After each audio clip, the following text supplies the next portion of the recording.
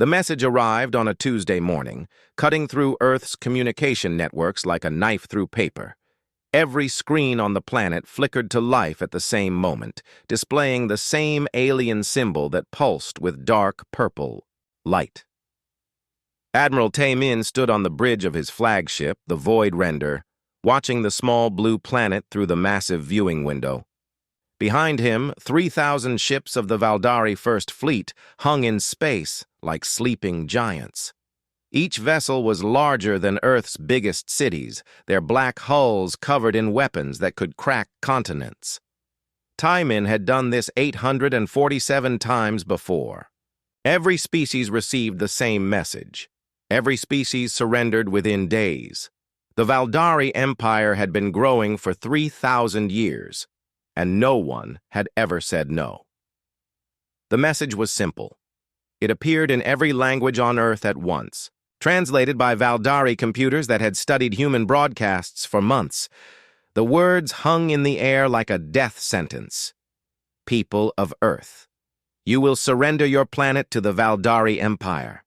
You have 7 days to prepare for our arrival. Resistance will result in complete destruction. This is your only warning. President Ji-woo Park sat in the emergency meeting room deep beneath the White House. Around the table, the leaders of every major nation stared at screens showing the alien fleet. The ships were so large they blocked out stars. Earth's best. Telescopes could barely count them all. How many? Ji-woo asked. General Subin, head of Earth's combined military forces, looked at her notes. 3,000 ships. Each one is at least 10 kilometers long. Some are 50 kilometers. We estimate they could destroy our entire planet in less than an hour. The room fell silent. Everyone understood what this meant. Earth's most powerful weapons were nuclear missiles. The aliens had ships that could survive the explosion of suns. What about negotiation? Asked the British Prime Minister. Dr. So-Young Kim, Earth's top expert on alien life, shook her head. We've studied their broadcasts. The Valdari Empire doesn't negotiate. They give one warning, then they attack. In 3,000 years, no species has ever made them change their minds. Then we surrender, said the Chinese representative. We have no choice. Ji-woo looked around the table. She saw fear in every face. She felt it too, like ice in her stomach. But she also felt something else, something that burned hotter than fear. No, she said quietly. Excuse me? The Russian president leaned forward. I said no. Ji-woo stood up. We don't surrender. Ma'am, with respect, General Subin said carefully. We have 8 billion people on this planet. We can't fight ships that big with what we have. Then we build bigger weapons. The room erupted in arguments. People shouted about impossible odds and certain death. Ji-woo let them argue for 5 minutes, then slammed her hand on the table. Listen to me, she said. Our ancestors fought with sticks and stones against armies with guns. They fought on beaches against impossible odds. They stood in fields against tanks with nothing but bottles of gas. And they won because they refused to quit. She pointed at the screen showing the alien fleet. These things think we're just another species that will roll over and die. They think we're weak because we're small. They're wrong. Commander Hyun-woo received his orders 3 hours later. He stood in the hangar bay of Earth's largest space station, looking at the ships they were calling a fleet. Converted mining vessels, research ships with weapons bolted to their sides, cargo haulers fitted with missile pods. It was the most ridiculous military force in the history of warfare. Sir, his second-in-command approached. Captain In-ho was young, barely out of flight school. The crews are asking questions. What kind of questions? They want to know if we're really going to fight those things. Hyun-woo looked at the kid. In-ho's hands were shaking, but his eyes were steady. That was something. Yes, Hyun-woo said. We're going to fight. Can we win? Hyun-woo thought about that. He thought about the alien ships that could destroy planets. He thought about Earth's converted mining vessels and improvised weapons. He thought about 8 billion people who had nowhere else to go. I don't know, he said honestly, but we're going to try. On the surface, engineer Dong Hyun worked around the clock in a facility that officially didn't exist. Project Fortress had been a crazy idea from the military's science division. The plan was simple in concept, impossible in practice. Turn Earth itself into a weapon. The asteroid mining equipment had been the key. Humanity had spent 50 years learning to move rocks through space to crack them open and extract metals. The same technology that built their cities could be used to defend them. Dong Hyun watched as massive railguns rose from hidden bunkers around the globe. Each one was 30 meters long and could fire projectiles at a significant fraction of light speed. The power requirements were enormous, but Earth had fusion reactors now. Clean energy that could power weapons big enough to hurt aliens. The work was dangerous. 3 people had died when a power coupling exploded. 2 more when a railgun misfired during testing, but they kept working because the alternative was extinction. Dr. So-Young Kim studied the alien transmissions in her lab, searching for weaknesses. The Valdari used energy-based technology for everything. Their shields, their weapons, their engines. It was all powered by controlled fusion reactions that humanity barely understood, but energy had rules. Physics had laws that even aliens couldn't break. And So-Young was beginning to see patterns in their technology that might be exploited. The shields deflect energy weapons perfectly, she told her team. Lasers, plasma bolts, particle beams, nothing gets through. What about solid projectiles? Asked her assistant. That's the interesting part. Their historical records show they've never faced kinetic weapons. Every species they've conquered used energy-based technology. She pulled up a simulation on her computer.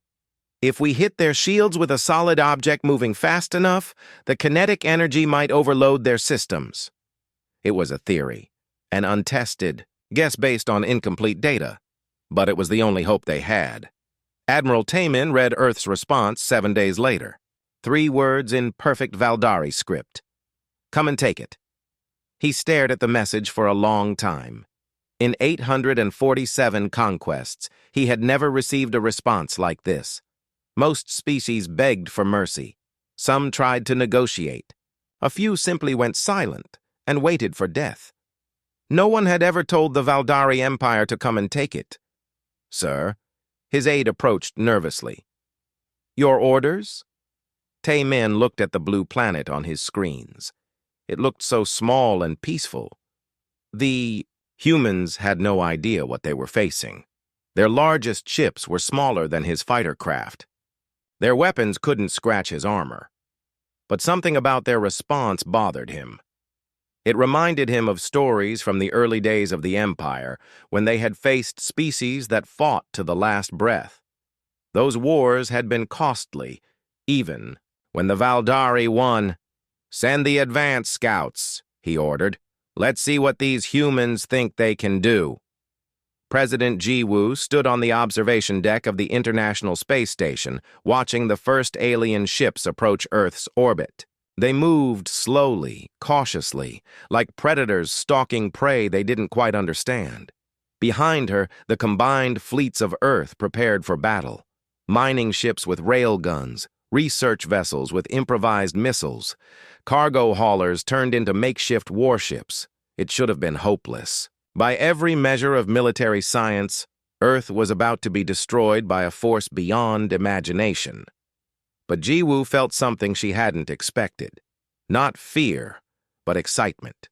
For the first time in human history, her species faced an enemy that wanted to erase them completely, and for the first time in human history, they had the technology to fight back. The first shots would be fired in less than 6 hours. The siege of Earth was about to begin, and the Valdari Empire was about to learn that humans had a very simple rule about impossible odds. The worse the situation, the harder they fought. The first Valdari scout ship died in a flash of light that could be seen from Earth's surface. Captain In-ho watched his railgun shot tear through the alien vessel's shields like they weren't even there. The scout ship, larger than Earth's biggest, aircraft carrier, simply came apart in a shower of metal and energy. "Target destroyed," Inho reported over the radio, trying to keep the shock out of his voice. The shot had been a desperate attempt, fired from maximum range with little hope of success. But the alien ship was gone, reduced to glowing debris in seconds. War Marshal Boram stared at her tactical display aboard the Valdari command ship. The readings made no sense. The human projectile had been moving at nearly 30% of light speed. No known technology could accelerate solid matter to such velocities. "Analysis," she demanded. Her science officer's voice shook slightly. "The projectile appears to have been a simple iron rod, Marshal. But the kinetic energy was enormous. Our shields weren't designed to handle solid impacts at relativistic speeds." Boram felt something she hadn't experienced in centuries of warfare: uncertainty. The humans had just destroyed a Valdari scout ship with what amounted to a thrown rock. It should have been impossible. Commander Hyun Woo coordinated the defense from Earth's primary orbital station. Around him, dozens of screens showed the approaching Valdari fleet.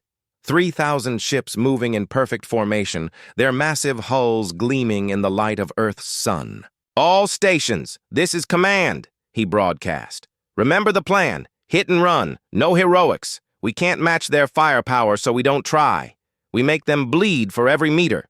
His converted mining fleet scattered across Earth's orbital space. Each ship had been fitted with the most powerful railguns human engineering could produce. They weren't pretty, but the first test had proven they worked. Dr. Yejin monitored her equipment from a bunker deep beneath the Rocky Mountains. For months, she had been studying Earth's magnetic field, looking for ways to weaponize it.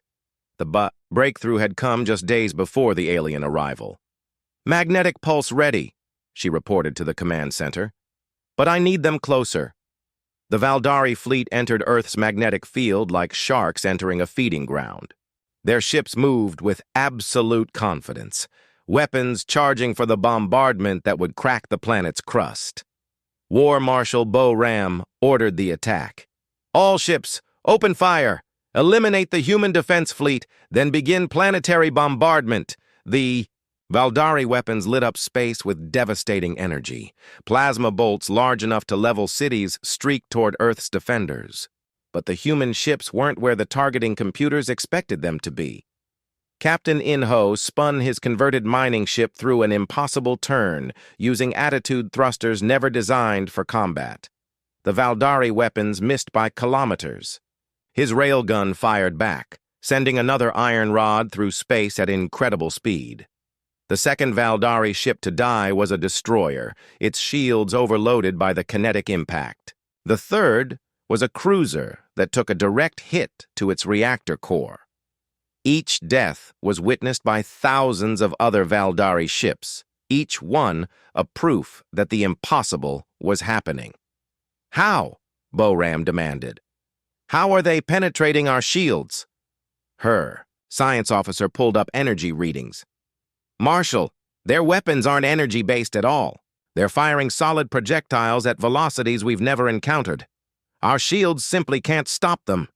Engineer Dong Hyun watched his orbital defense platforms come online one by one. Each platform was a converted asteroid, hollowed out, and fitted with the largest railguns human technology could build. They had been positioned throughout Earth's orbital space, disguised as space debris. "Platform 7, you're live," he reported. The asteroid fired, revealing itself as a weapons platform for the first time. The railgun bolt struck a Valdari battleship dead center, punching completely through its hull and coming out the other side. The massive alien vessel simply broke in half.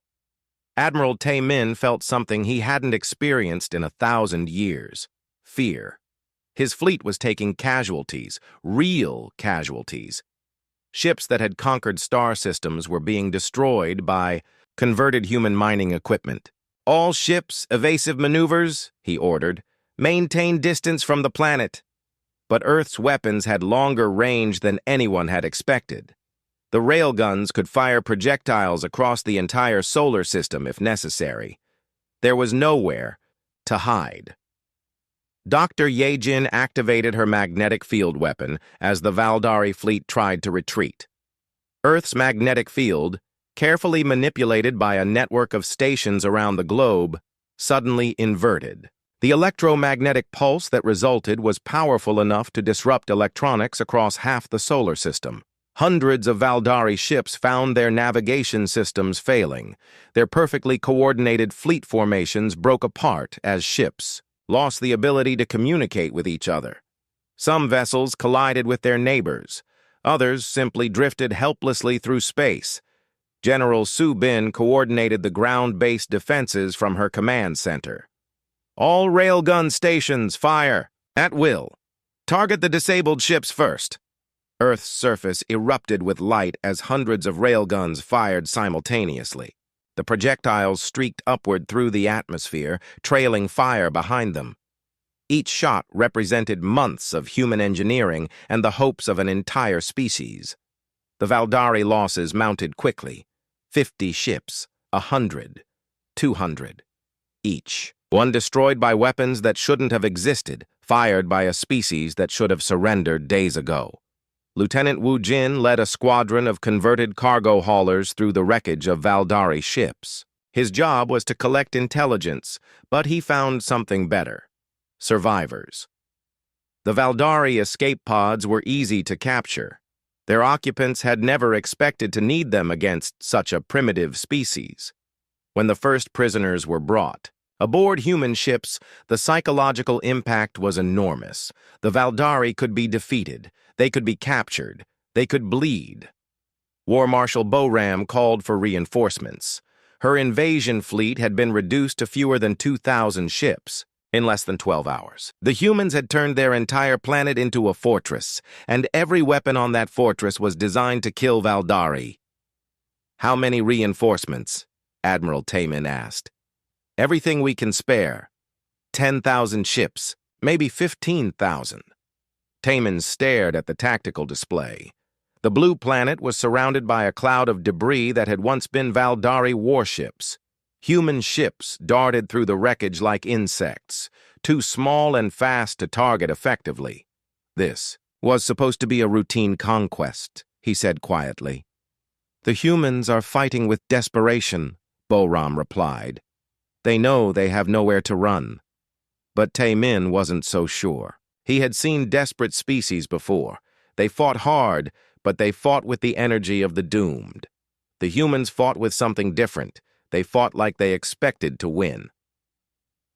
Dr. So-Young Kim analyzed the captured Valdari technology. In her laboratory, each piece of equipment revealed new weaknesses in the alien systems. Their computers used energy patterns that could be disrupted. Their weapons required specific harmonic frequencies to function. "They've been using the same technology for thousands of years," she explained to the research team. "They never needed to innovate because no one could fight back. But that means they're vulnerable to unexpected tactics." President Ji-woo addressed the world from her bunker beneath Washington. Every screen on Earth showed her face as she spoke to 8 billion people who had just watched their planet defeat the most powerful fleet in the galaxy. "Today, we proved something important," she said. "We proved that being small doesn't mean being weak. We proved that being outnumbered doesn't mean being beaten. And we proved that when someone tries to take our home, we don't roll over and die." The applause could be heard around the world. But the celebration was premature. Admiral Taemin was already calling for the full might of the Valdari Empire.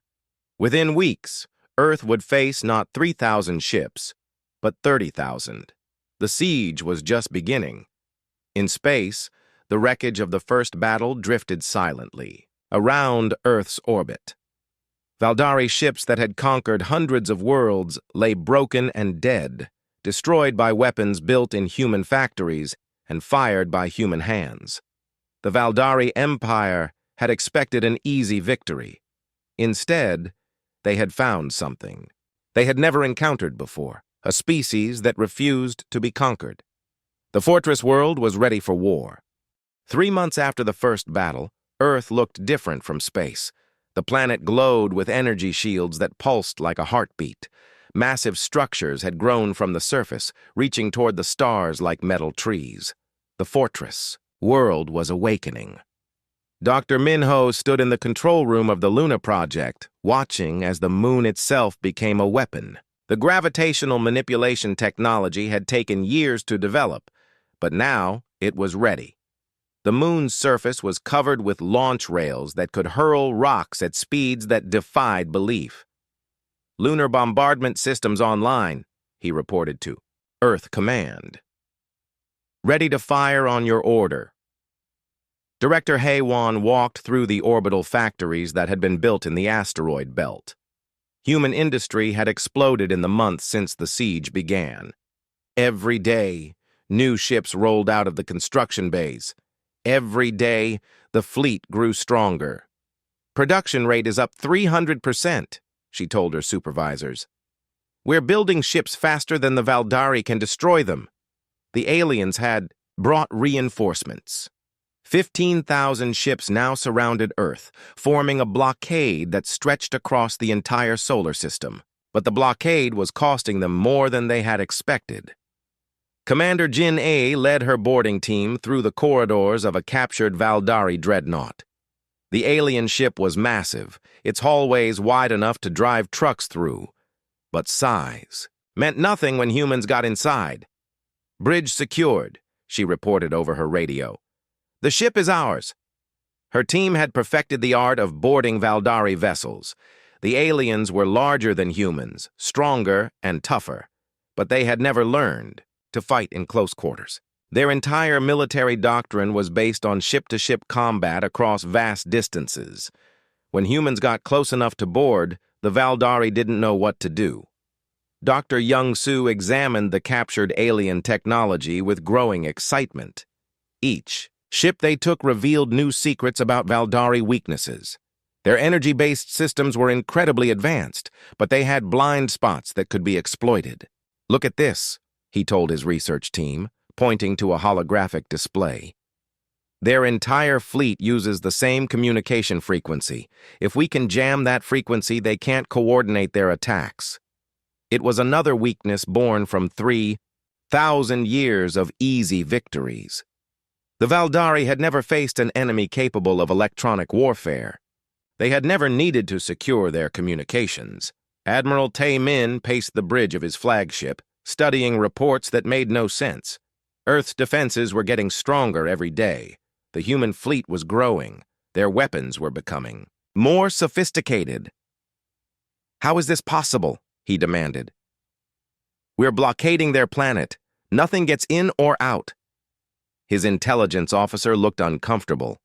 "Sir, they're building everything in space. Asteroid mining, orbital factories, automated construction. They're turning their entire solar system into a military base." Taemin stared at the tactical display. Red dots showed Valdari ships. Blue dots showed human forces. 3 months ago, there had been a handful of blue dots. Now there were thousands. President Ji-woo activated the core tap for the first time on a cold Tuesday morning. Deep beneath Earth's surface, fusion reactors began drawing power directly from the planet's molten core. The energy output was staggering, enough to power every weapon on the planet and still have reserves. The planetary shield that rose around Earth was unlike anything ever seen. It didn't just stop energy weapons, it absorbed them. Every Valdari attack made the shield stronger. "Fortress shields at full power," reported the technician. "We can withstand a direct hit from a planet killer now." Earth had become something unique in the galaxy. A planet that could defend itself against anything. Lieutenant Wu Jin's mining ship squadron had evolved into something deadlier. They moved through the asteroid belt like hunters, using the rocks as cover while they stalked Valdari patrols. Their ships were small and fast, almost impossible to track among the debris. "Target acquired," Wu Jin reported, watching a Valdari destroyer pass between 2 asteroids. "Firing!" His railgun bolt struck the alien ship amidships, cutting it in half. The explosion lit up the asteroid field like a small sun. The Valdari were learning to fear the asteroid belt. Too many ships had vanished there, destroyed by human E. Raiders who struck without warning and disappeared into the rocks. War Marshal Boram requested another 20,000 ships.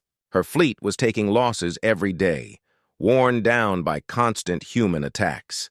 The siege that should have lasted weeks was stretching into months, with no end in sight.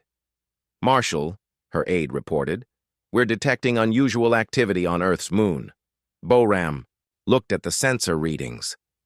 The moon's surface was covered with structures that hadn't been there the day before. As she watched, one of the structures fired.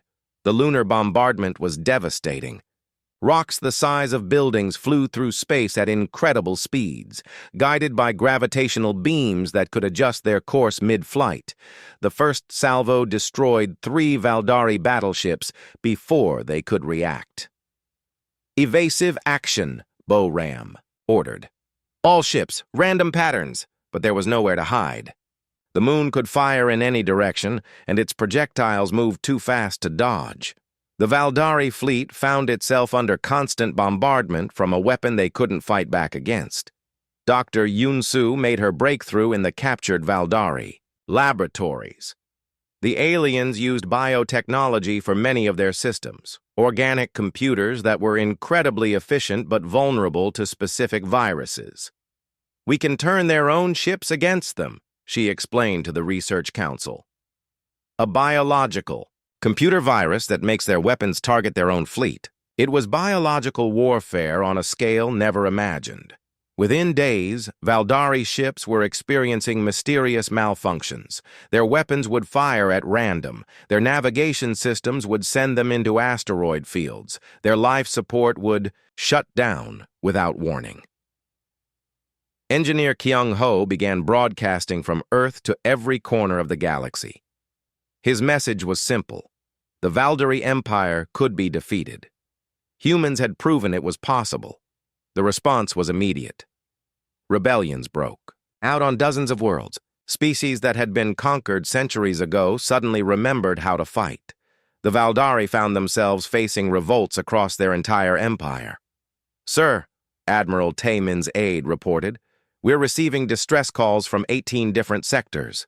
The subject species are in open revolt." Taemin felt the weight of 3,000 years of empire pressing down on him. The Valdari had ruled through fear, crushing any resistance before it could spread. But now Earth was broadcasting proof that the empire could bleed. "How long can we maintain the siege?" he asked. "At current loss rates, maybe 6 more months." 6 months. In the history of the Valdari Empire, no siege had ever lasted longer than 6 weeks. Captain Sunho led the first human raids outside the solar system. His ships were fast and well-armed, capable of striking Valdari supply bases and retreating before reinforcements arrived. Each raid weakened the siege fleet and proved that humans could fight anywhere. "Supply depot destroyed," Sunho reported after hitting a Valdari fuel station. "No casualties on our side. Earth's reach was extending across the galaxy. Human ships were appearing in systems that had been Valdari for centuries, proving that the fortress world was not trapped, but choosing to fight." The siege entered its 4th month with no sign of ending. The Valdari fleet surrounded Earth like a noose, but the noose was cutting into their own throat.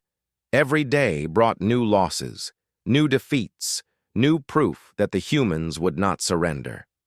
Admiral Taemin stared at the blue planet that had become his obsession. It should have been glowing rubble by now. Instead, it pulsed with energy shields and bristled with weapons that could reach across star systems. Somewhere in his mind, a terrible thought was beginning to form. What if the humans couldn't be defeated? What if this siege went on forever? What if the Valdari Empire had finally met something stronger than itself? The fortress world continued to grow stronger, and the galaxy watched in amazement as the impossible happened day after day. The humans were not just surviving, they were winning. 6 months into the siege, the Valdari Empire was bleeding from 1,000 wounds, Admiral Taemin stood before the Imperial Council, delivering a report that would have been unthinkable a year ago.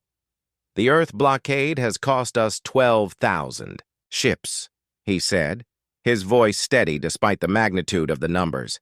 "Human forces now control significant portions of 3 star systems.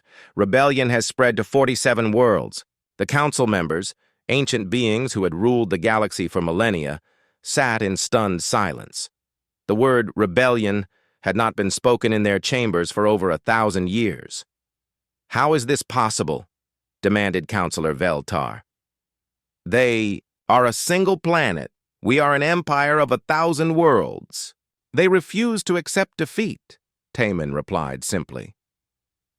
Dr. Yun-Su walked through the medical bay of the captured Valdari hospital ship, studying the alien prisoners with professional interest.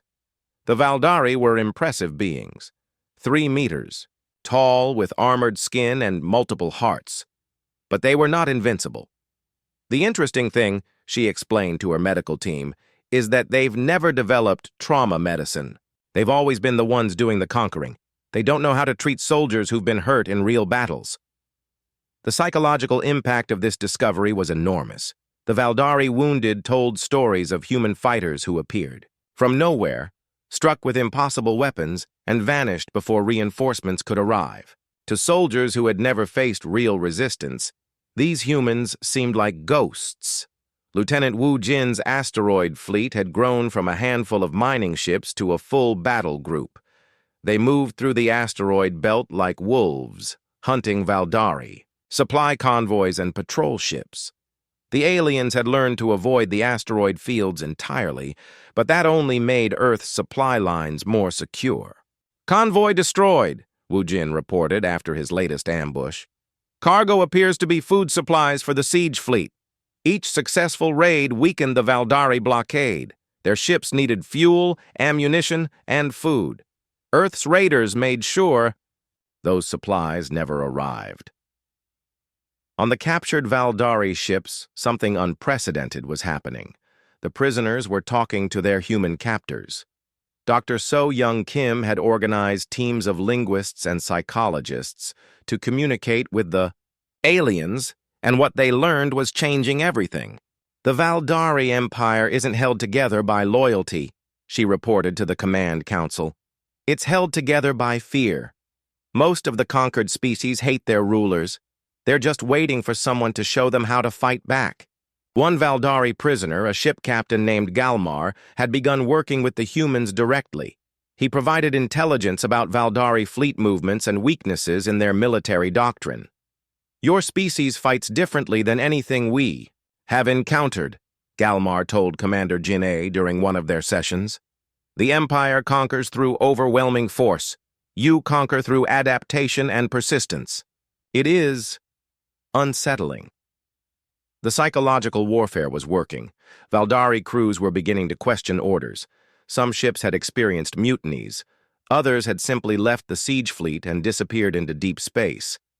Engineer Kyung-ho's broadcasts had reached every corner of the galaxy. His message was simple but devastating. The Empire could be defeated. The proof was in orbit around Earth, where human ships danced between the wreckage of Valdari vessels. The response was beyond anything humans had imagined. Entire sectors were in open revolt. Species that had been enslaved for centuries were rediscovering their independence.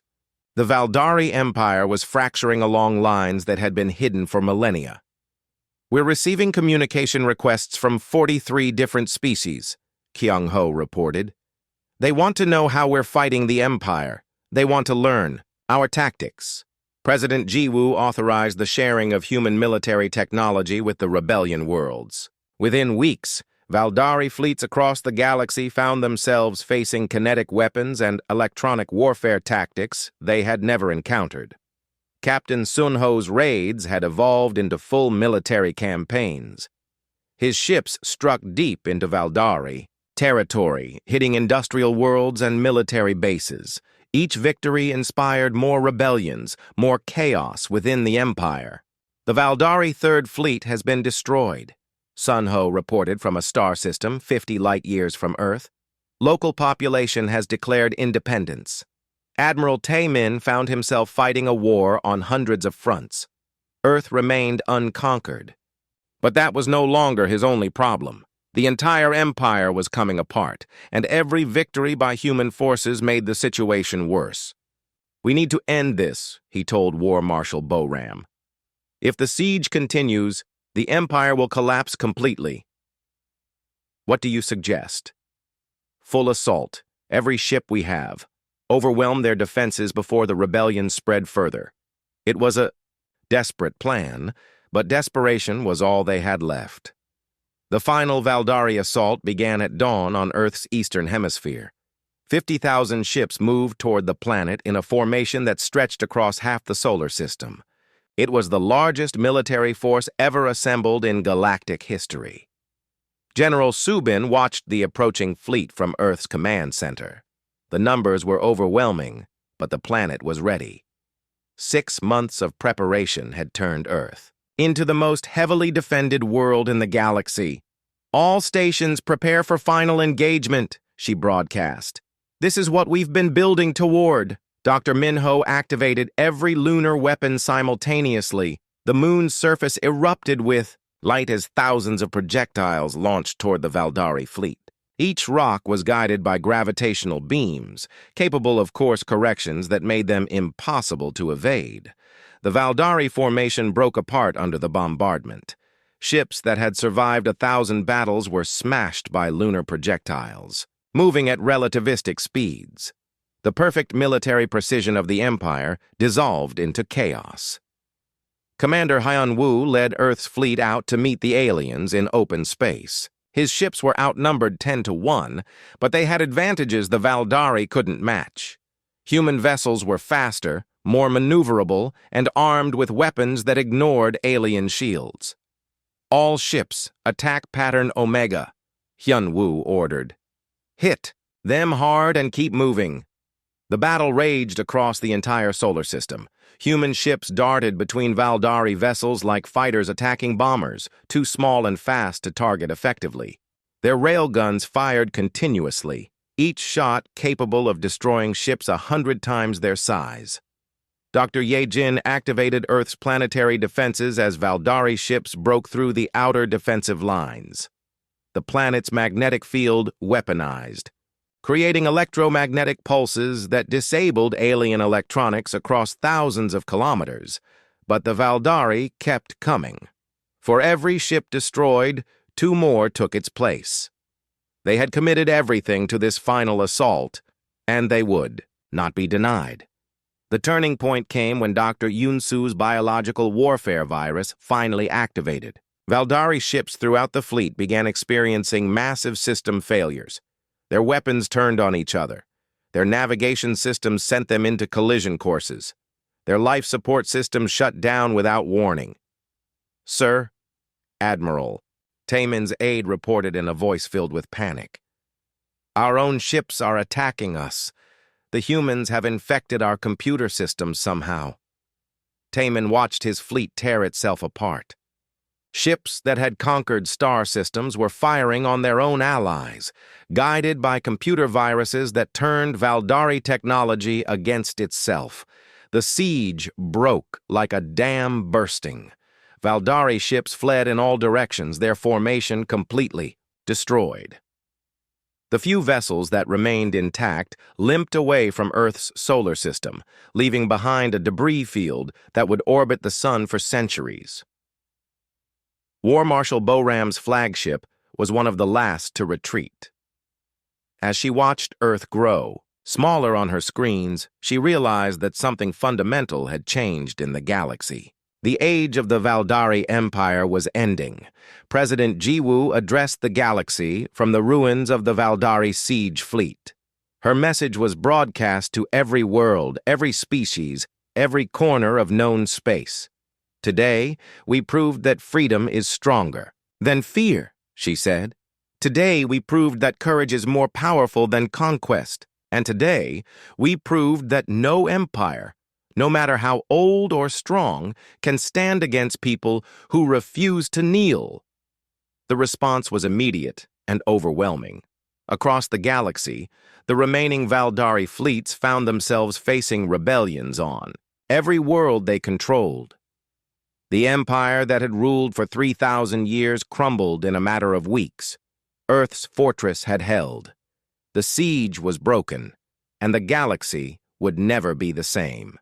2 years after the siege began, Admiral Hyunwoo stood on the bridge of Earth's newest warship, watching the surrender of the last Valdari fleet. The massive alien vessels hung in space like defeated giants, their weapons powered down and their shields collapsed. "This is Admiral Tae-min of the Valdari Imperial Navy," came the transmission. "We request terms for surrender." Hyunwoo looked at the tactical display. Earth's fleet surrounded the aliens completely, ships built in human factories and crewed by human hands. The hunters had become the hunted. "Stand by for our conditions," Hyunwoo replied. The war had ended not with Earth's destruction, but with the collapse of the Valdari Empire. What had begun as a siege had become a revolution that swept across the galaxy. Species that had been conquered for centuries were now free, and they all looked to Earth for guidance. General Subin walked through the halls of the former Valdari Command Station, now serving as Earth's galactic headquarters. Maps on the walls showed the new reality. Hundreds of independent worlds, all connected by trade agreements and mutual defense pacts with Earth. "Status report," she requested from her aide. "All former Valdari territories have declared independence. Most have requested Earth's protection. The transition governments are stable." It was hard to believe. The galaxy's most powerful empire had simply ceased to exist, dissolved by rebellions inspired by Earth's example. President Ji-woo sat across from Admiral Tae-min in the conference room of the space station. The Valdari leader looked older than his years, worn down by defeats that had once seemed impossible. "Your terms?" Tae-min asked. Ji-woo slid a document across the table. "Complete withdrawal from all conquered territories. Recognition of Earth's sovereignty over this sector. Reparations for the damage caused by your siege." Tae-min read the terms slowly. They were surprisingly generous considering what his empire had tried to do to Earth.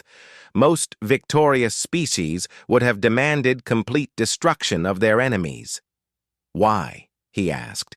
"Why offer mercy to those who tried to destroy you?" "Because we're not you," Ji-woo replied simply. "We don't conquer. We protect."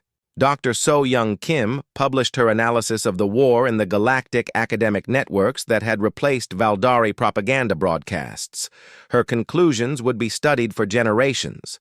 The Valdari Empire fell because it had never learned to adapt, she wrote. For 3,000 years, their superior technology guaranteed victory. When they finally met an enemy that could match their weapons, they had no idea how to respond. The human victory had been built on innovation and determination. Earth's weapons were crude compared to Valdari energy technology, but they were effective. More importantly, humans kept improving them while the aliens remained stuck in old patterns. Captain Sun Ho commanded the new Earth Deep Space Fleet, ships that patrolled the galaxy to ensure the independence of former Valdari territories. His vessels were welcome wherever they went, symbols of hope rather than fear. "Patrol report from the Antares sector," Sun Ho transmitted to Earth Command. "All quiet. The local governments are stable and trade is flowing normally." It was a new kind of empire, built on cooperation rather than conquest. Earth provided protection and technology. The member worlds provided resources and mutual support. Everyone benefited. Dr. Minho continued his gravitational research, but now for peaceful purposes. The same technology that had turned the moon into a weapon was being used to move asteroids for mining and construction. Earth's industrial capacity was helping to rebuild worlds that had been devastated by Valdari rule. "The orbital habitat around Kepler 442b is complete," he reported. "Population transfer can begin immediately." Worlds that had been strip-mined by the Empire were being restored. Species that had been enslaved were rebuilding their civilizations. The galaxy was healing from 3,000 years of tyranny. Engineer. Dong Hyun supervised the construction of new defense stations throughout human space. Earth would never again be caught unprepared for invasion. But the fortresses being built were different from the Valdari model. They were designed to protect, not to conquer. Defense grid is operational, Dong Hyun reported to the council. Any aggressive fleet entering our territory will face the same reception the Valdari received. But no aggressive fleets came. The example of Earth's victory had taught the galaxy an important lesson. Conquest was no longer profitable. The cost of attacking Earth would be enormous, and the benefits were zero. Commander Jin A trained the new Earth Marine Corps, soldiers who specialized in boarding actions and close combat. But their mission had evolved beyond military operations. They were peacekeepers now, helping to maintain order in the chaotic transition from empire to freedom. The situation on Vega Prime is stable, Jin A reported after her latest deployment. The local government has requested our continued presence until their own security forces are ready. It was police work more than warfare, but it was essential. Freedom was messy, and many worlds needed help learning how to govern themselves. After centuries of imperial rule, Dr. Yoon Soo's research into Valdari biotechnology had yielded medical breakthroughs that benefited the entire galaxy. Diseases that had plagued conquered species for generations were being cured by treatments developed from alien science. The regeneration therapy is showing remarkable results, she reported to the medical council. We should be able to eliminate most genetic disorders within a generation. The irony was not lost on anyone. Valdari technology, designed for conquest, was being used to heal the wounds the Empire had caused. Lieutenant Wu Jin commanded one of the asteroid mining operations that supplied raw materials for reconstruction efforts. The same techniques used to build Earth's defenses were now helping to rebuild civilization. Shipment of rare metals ready for transport to the Tau Ceti colonies, he reported. Their infrastructure should be back online within 6 months.